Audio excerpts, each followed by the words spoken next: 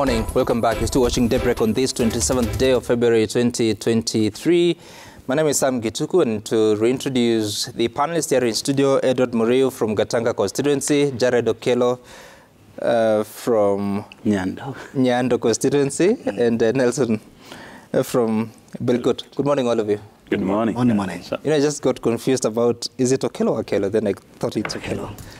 That's what I was debating in my mind. And this morning we have time to take a look at some of the concerns that have been affecting the public. And I want us to begin by listening to some voices of customers of China Square. You may have heard of it. It's a bit of excitement on social media of Kenyans saying how much they are able to save when they go to procure some goodies there. Watch.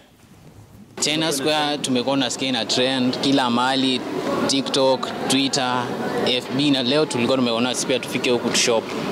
But unfortunately tumefika tumepata imefungwa na hatujaweza kununua chenye tulikuwa nataka. Sisi wote hatuwezi enda Nairobi. Pia wao wanaweza kuja wapi? Hapa. Juu wakifuga hapa watu wengi watapoteza kazi. Hapa ndani imeandikwa watu zaidi ya 500 hapa ndani. Tukikuja huku nje sisi kama watu wa pikipiki riziki yetu ilikuwa imeongezeka maradufu.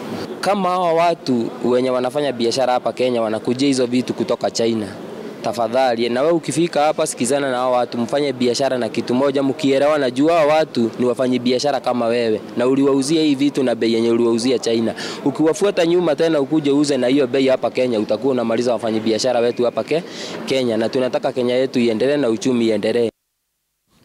All right, so gentlemen, a lot of concerns around this issue, because there are those that say, yes, it is a good opportunity for Kenyans to afford certain goods at a favorable price, but there are those that are saying, including the Cabinet Secretary for MITI, that the foreigner should be investing in manufacturing, not coming to retail the small wares in the country. I don't know, what are your thoughts, Honorable Muriu, even as we focus on expanding how much Kenyans are able to achieve? Thank you very much, Sam. This issue is not a new issue because every country must have some laws and regulations in terms of how they attract investments. Today, Kenya grows coffee and tea. And you cannot pick a bag of tea and coffee and take it to London or New York. There are some rules and regulations. In the same analogy, a country has rules and regulations whereby foreigners has a role to play, and because we want foreign direct investments, and also our local traders have a role to play. But the moment the two of them are intermingled, you find that they are serious issues. The China story is is a story which emanates from, number one, a historical issue about poor immigration regulations. You remember the SGR story, whereby the SGR, the Chinese negotiated that they bring every stock and barrel. They brought the workers. They brought the cement. They brought the steel. To an extent that the Kenyan economy, despite that they spent about 400 billion, did not benefit a cent. It took us sometimes.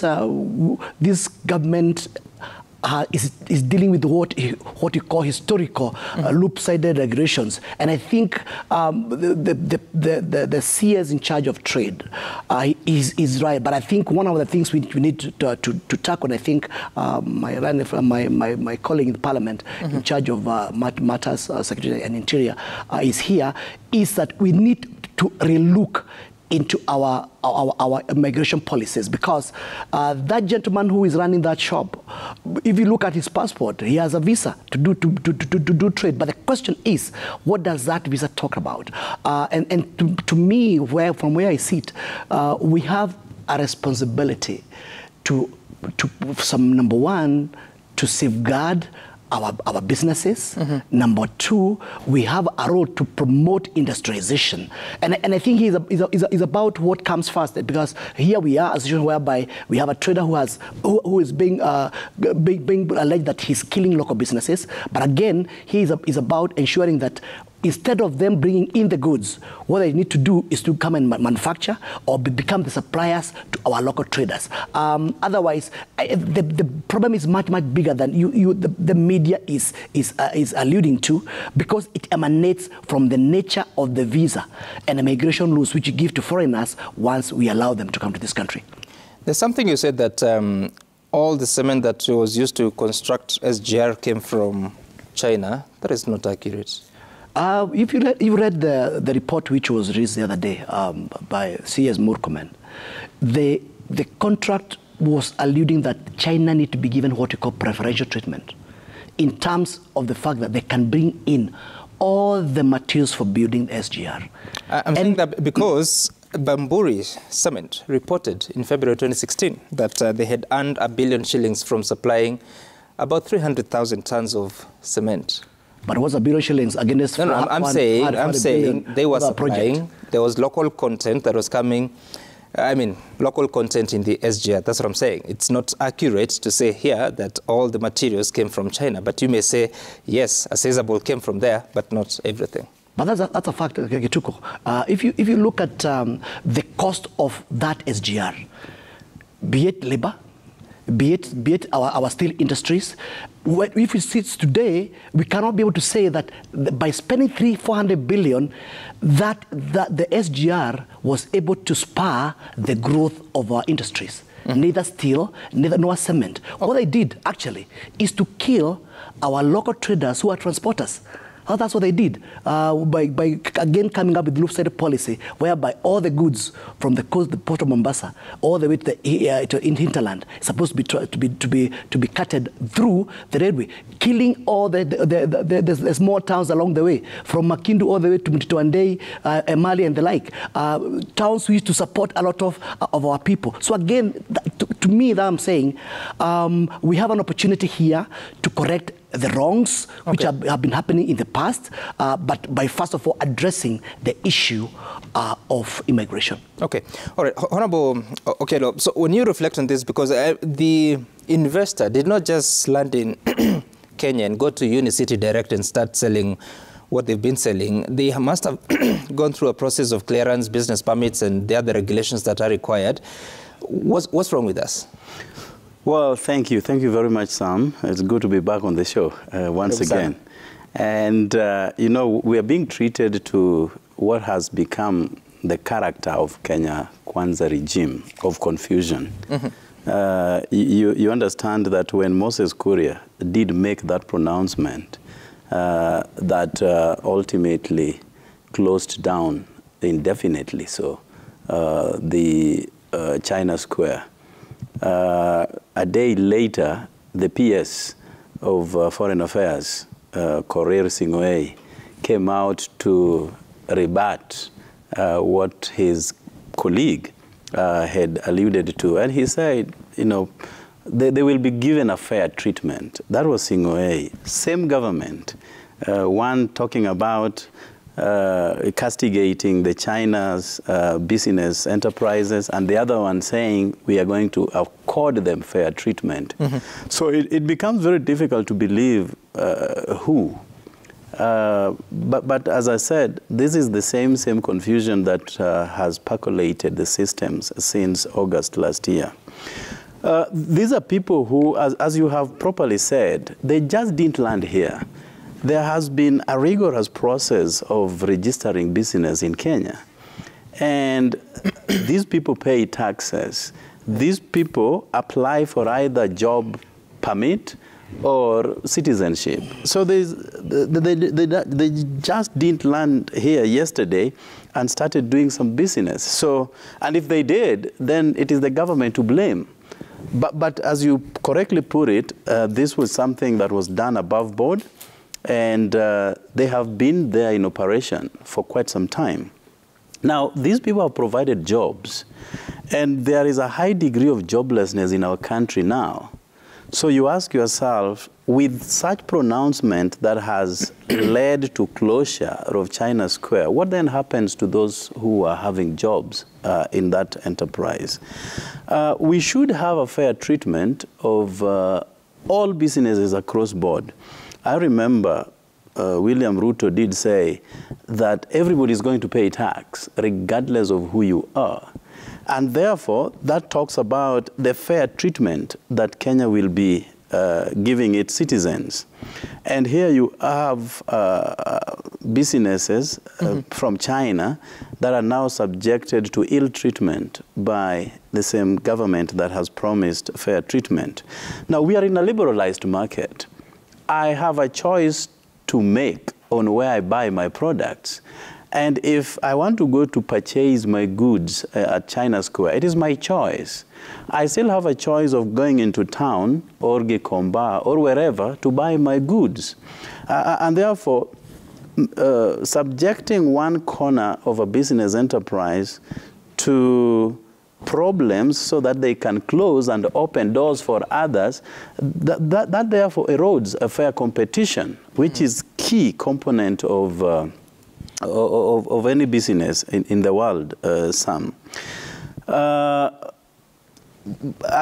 From what I see, because I have lived in this world for too long, this feeds into the war, for too long, the war between the West and the East. You remember when Ruto came into power, he tended to go west. Kibaki, the former President Kibaki, and may his soul rest in peace, and Uhuru Kenyatta tended to do more with the East, and that is China. And that is how SGR came into being, you know, the China Square. You see Chinese all over town doing all sorts of businesses. And when Ruto came into office, he tended to go further east, and that is why immediately he got into power, Senator Chris Coons led a huge delegation of Americans into Kenya, and few days, you know, we were told we now have to eat GMO because Senator Coons and company said so. Is that accurate? That's very accurate. Very, very accurate. Unless you are not in this country, GMO the decision has become... to review the decision of cabinet came because of that visit? Correct. How do you know that? Well, I live here, and that is why I said I've lived longer than you, and I know what happens around the geopolitics. You know, none of us here sits in the cabinet. I'm just wondering how connected you are to know that. And you have to remember that it is actually the former cabinet that was shepherded to come up with that decision, not this cabinet. So what is the connection with the Senator? The connection with this is that Kun left, and few days we were told you have to go GMO, and it was a cabinet decision. So what I'm saying, Sam... You realize you haven't answered my question, yeah? Sorry? I'm asking, what is the connection between the senator and the decision by the cabinet that you can prove? Oh, well, when the Senator Coons, Chris Coons came into Kenya and met with various players into the political realm, I go to learn because I'm also in politics, and part of my team also had a sitting with him. And part of the issues that came to the fore was the GMO, that we have to embrace GMO. And you have seen some very concerted campaigns around GMO. So this is not a new phenomenon. And therefore, and not just that, when the East was doing lots of transactions with Kenya, to a degree, the West wasn't happy. I mean, you have seen lots of visitors coming in here, including the First Lady of the United States of America, who is now en route back to the United States, in a bid to now marshal the Kenyan geopolitics, and in a bid also do some businesses between, with Kenya. So if you see any ill treatment now meted on Chinese and their businesses, it is a grand war that has also sucked in Kenya. However, our market is such a small thing that I do not know why this huge interest from China and the US, we could be a pawn in a grand war that probably some of us do not understand. But I can say that they are out to frustrate China. Of course, we owe China some money, so I think for us to delink ourselves from China, let us clear all the debts, and then we can move west, if we so wish. Okay, all right. I hear you, but still haven't satisfied my question, because Senator Coons was in Nairobi 18th of August. That was 3 days after the declaration of the presidential election. So he met President-elect, he also met President Kenyatta, and they spoke about peaceful transition, peaceful elections. I don't know how that translated to lifting of the GMO ban by the cabinet almost a month later. But anyway, Honorable Koech, so as you reflect on this, we're at such a time that, yes, Kenyans are looking for something cheaper. They're also looking at the regulations to be fair to Kenyan businesses. And if you look at the tweets by the Cabinet Secretary and the CS is saying, I will assist China Square owner, Mr. Cheng, to set up a manufacturing plant in Kenya and work on a distribution partnership with Gikomba, Nyamakima, Isli, Kamukunji, Muthurwa, and River Road traders. Then the PS says that no lawful investment actor, irrespective of their nationality, should be apprehensive because the country's investment regime is non-arbitrary and non-discriminatory. What does all this mean, such that the Cabinet Secretary is reacting the way he is, and the PS is sort of appearing to kuzima moto, if you may say? Thank you, Sam. I think, first of all, the cross-talking between the members of the cabinet, the apex of Kenya Kwanza's administration, is a very good thing. It shows how robust our democracy is and how officers can exchange, agree and disagree. We all don't think alike. Sometimes you might agree with, what you might or might not agree with my position. On this, I personally think that the minister was wrong on so many fronts. Number one, we must be a people who attract investment. We came to power, and one of the things that we used to campaign was not to criminalize enterprise. My colleague here, as Mheshimiwa Jared has just said, that these Chinese fulfilled all the requirements, first of all. How does it paint the licensing institution that all of a sudden you're casting doubts on some business people somewhere? And let me just put it into perspective so that Kenyans can understand. Mm-hmm. The same product that is sourced from wherever it is sourced from, this Chinese pays the same taxes just as much as the Kenyan trader is paying. Okay? They get it into Kenya, pay all the taxes, it is put on the shelves, they pay all the taxes, and it is sold so much cheaper. What the minister is saying is that no, don't buy the cheaper one. There is another product here that you can get for twice as much. What are you saying? Let us be people who are serious. I totally, and if we have to drive our narrative, we must be very careful at what direction we are driving at. Look, it is not just about China. Carrefour, for instance, is owned by the French. So if you are to talk about commodities, then you will go to so many other sectors. And then this narrative, where is it only about the Chinese, or are you also going to say we won't be buying any other thing from any other country for as long as they're selling commodities? So for me, I think that was a bit off. The minister was stretched at that point. Let us allow everyone to operate. Let us afford Kenya an opportunity to get products for a cheaper price. Let there be huge, robust competition for us to get value for money. Let me tell you, Sam, if you go to some of these shops, you'll get products like Nike or Adidas in Kenya, most of the malls. And many Kenyans don't have the luxury to travel or even the opportunity to travel. So what they see in those malls is what they believe is the price. But if you've traveled, you'll realize that the same products that are being sold in this country are being sold for almost 20 times the cost when you travel to other malls outside Kenya. So if someone is saying, I can offer an opportunity that you don't travel, and I can bring this product and sell it as cheap as this, we should embrace that. Let there be competition. And I feel the minister also, when he's saying he wants, he doesn't want the businesses probably for the guys in Nyamakima killed, but let him provide incentives for the people in Nyamakima without necessarily interfering with other businesses that are licensed and are operating legally in this country. That for me was off, and I disagree with Moses. Let us encourage investors, let everyone come, let them operate, even though I don't associate with Jared's sentiments, Honorable Jared's sentiments that, you know, we are targeting Chinese. I don't know where he got that from, and he doesn't sit in the cabinet. And no one we are paying loans for China.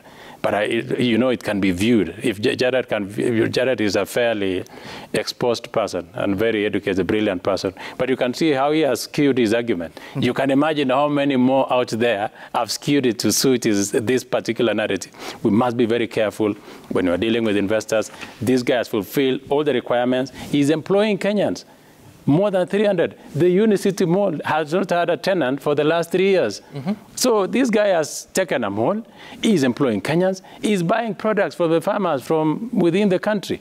All the minister will have said is that if there is a product that we can find locally, we will not allow you to bring. But the products that we can find locally, this is the market. Right. He gives us market. We buy he buys from our farmers. He employs our people, and we even tap into the tax base, and we expand our tax base from such business people. In fact, we should go ahead and encourage as many Chinese as possible to compete with Kenyans. We cannot saying we want to be a competitive country when we are denying investors an opportunity to compete with the rest of this country. We must step to the plate, and we must compete with other countries. Right, and Honorable Muriu, I know you had agreed with a bit of the actions that are going on, but what do you think should be the way to manage such kind of affairs? Because when a CS is tweeting, and that has to be taken as the government position, then a PS tweets something almost contrary. I mean, what should happen so that there's unity of policy even in the face of foreign investors? Yeah, when you come to the issues which are already on the table, on one hand, you have a foreigner who has set up an establishment and selling at a price, of course, which almost Kenyans want. The CS is trying to say, look, you're doing what Kenyans ought to be doing. And that's why I said I think we are talking about a situation, but we are not asking ourselves how did that happen. And that's why you find that I alluded and said, look, as a Kenya Kwanza government, once again we need to relook again. We need to sit down and ask ourselves what are our policies in terms of promoting investments. What are our policies in terms of allowing foreigners to come and set up investments over here? As opposed to where when they come, that's when the issues come. And I said, the gentleman has put up that mall, and do that business. If you look at his visa, he has a visa to do trade and business. And therefore, we cannot be able to criminalize that. But I think what I'm trying to allude is that we need to go back and ask ourselves, as the Kenya Kwanza government, what are we doing to promote trade and investment for our people? What are we doing to create jobs? What role are we giving the foreign investors to do? And he said very clearly, the direction which we need to take is that those foreigners need to come and set up investments here in Kenya. We have EPZ and the like, where they can come and put up that investment. They manufacture here, and then what the supply chain is given to the locals. You remember in the last 12th Parliament, Honorable Shago, who is currently the Deputy President, he brought up a bill in Parliament why he said, look, we need to protect our local traders and contractors by ensuring that any contract below $1 billion shillings, the locals do not compete with the foreigners. It should be left to the exclusive of the locals. Unfortunately, that bill was shut down. They never saw the light of the day. But I think that's all the kind of interventions I'm talking about. Interventions whereby when a foreigner comes to this country, what are the class of his visa?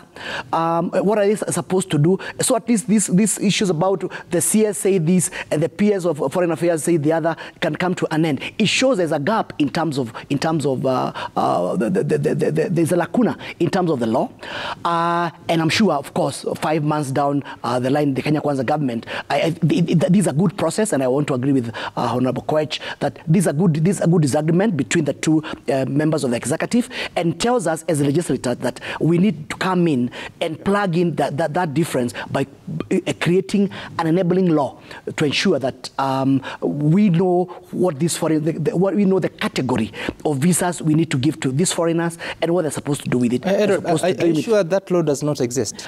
No, there's no law which says there's no law which curtails what foreigners are supposed to do and the magnitude of the amount of money. That doesn't exist. It never went through.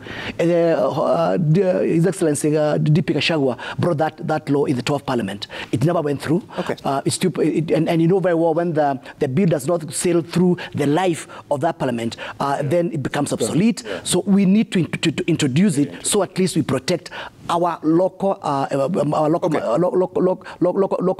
businessmen, as well as we know very well that the globe has become the world has become a global village, whereby we are encouraging almost everybody to come and do business in Kenya. But again, knowing very well that the bigger good is to ensure that we create jobs for our people. Very interesting. I want us to take a short break here. When we come back, we'll be speaking about what has just happened to the Kenya Revenue Authority, but also some of the appointments that have been made in different parastatals in the country. Stay tuned.